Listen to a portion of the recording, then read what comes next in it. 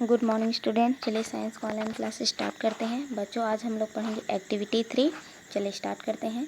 Collect some discarded plastic articles and perform the following activities one by one on them. देखिए बच्चों, यहाँ पर लिखा है कि कुछ जो डिस्कार्डेड प्लास्टिक आर्टिकल्स हैं, यानी कि जो अनुपयोगी प्लास्टिक की वस्तुएँ हैं, उनको इकट्ठा कीजिए एंड और perform the following activities one by one on them. और नीचे दी गई जो एक्टिविटीज़ हैं, है ना, जो एक्टिविटीज़ हैं उनको उनके साथ में वन बाय वन परफॉर्म करना है, यानी कि जो एक्टिविटी है उनको एक के बाद एक करके देखना है। आगे लिखा है also not your observation in table 2.3। और आपने जो अवलोकन किया है ना, उसको आप टेबल 2.3 में दर्शाएंगे। चलिए आगे देखते हैं टेबल 2.2। देखिए बच्चों, यहाँ पर क्रमांक दिया गया है। आगे लिखा है प्लास्टिक आर्टिकल्स, यानी कि यहाँ पर प्लास्टिक आर्टिकल्स का आप नाम लिखेंगे। ऑन फोर्सिंग यानी कि बल लगाने पर, ठीक है। ऑन हीटिंग यानी कि गर्म करने पर, ठीक है बच्चों। तो चलिए ऑन फोर्सिंग देखते हैं, यानी कि बल लगाने पर। बेन ईजली आसानी से मुड़ जाती है। ब्रेक्स टूट जाती हैं। नॉट इफेक्ट नो इफेक्ट कोई प्रभाव नहीं पड़ता है, ठीक है बच्चों।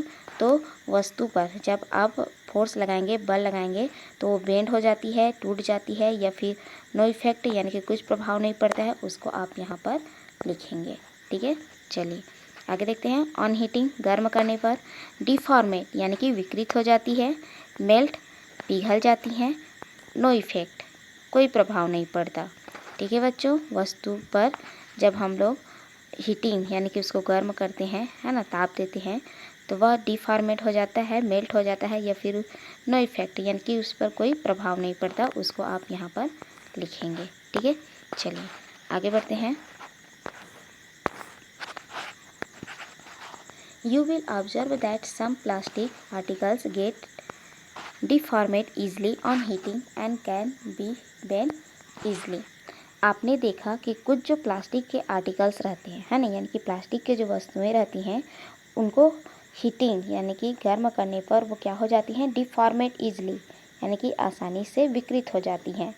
और कैन बी बेंड ईजली, है ना, और इनको आसानी से मोड़ा जा सकता है। Such plastic are known as thermoplastic.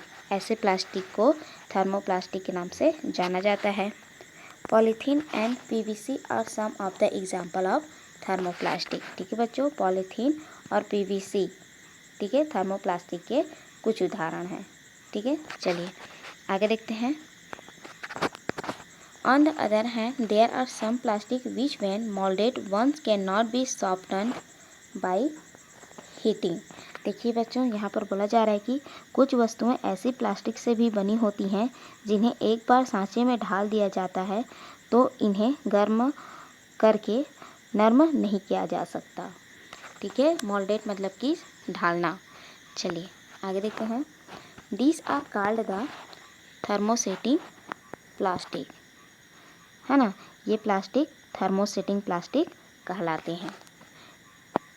Melamine and bakelite, ठीक है बच्चों, यहाँ पर मेलामाइन और बेकेलाइट थर्मोसेटिंग प्लास्टिक के उदाहरण हैं। Bakelite is a poor conductor of heat and electricity, यानी कि जो बेकेलाइट होता है वह ऊष्मा और विद्युत का क्या होता है, कुचालक होता है, ठीक है बच्चों। कंडक्टर मीन्स होता है कुचालक, ठीक है बच्चों, समझ में आया। जो बेकेलाइट होता है वह ऊष्मा और विद्युत का कुचालक होता है। आगे देखते हैं। It is therefore used for making electrical switches, handles of various utensil etcetera, ठीक है। इसलिए यह बिजली के स्विच, बर्तनों के हत्थे आदि बनाने में काम आता है, ठीक है बच्चों। यानी कि जो बेकेलाइट होता है उसका उपयोग जो बिजली के स्विच होते हैं, है ना, बर्तन के जो हत्थे होते हैं, इन सब को बनाने में उनका उपयोग किया जाता है। चलिए आगे देखते हैं। Melamine is a versatile material, ठीक है बच्चों। यहाँ पर क्या लिखा है, melamine is a versatile material, यानी कि जो मेलामाइन है वो वर्सटाइल मटेरियल है, यानी कि वर्सटाइल मीन्स होता है बच्चों बहु उपयोगी, ठीक है। वर्सटाइल मीन्स होता है बहुउपयोगी, तो यहाँ पर बताया जा रहा है कि मेलामाइन बहुउपयोगी प्लास्टिक है। आगे देखते हैं। It resist fire and can tolerate heat better than other plastic.